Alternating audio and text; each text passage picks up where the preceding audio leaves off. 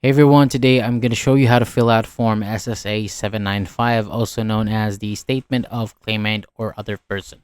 So this form is used when you need to provide a written explanation or statement to the Social Security Administration.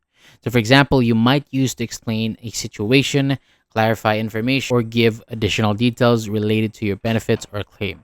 It's helpful because it allows you to clearly put your statement in writing so that it can be reviewed and kept on a record. So let's go to it step by step on how to fill out. And at the top of the form, you'll start by entering the name of the wage earner, self-employed person, or SSI claimant. And right next to that, you'll write the social security number. And below that, there's a section for the name of the person making the statement.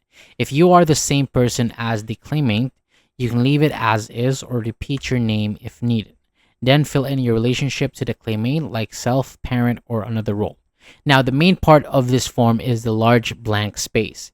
This is where you will write your statement to keep it clear and direct and simply explain the situation or information that you need to provide. Make sure everything is easy to understand and it stays accurate. So once that's done, go to the second page, and in here you'll sign your name to confirm that everything you wrote is true. Add the date, your phone number, and your full mailing address, including city, state, and zip code. And if the form is signed with a mark instead of full signature, witnesses may be required to sign as well. Otherwise, you can leave that part blank. And that is it. Just review everything before submitting to make sure all the details are correct and then complete. Thank you so much for watching. For more videos like this, hit the subscribe button below and I'll see you on the next video.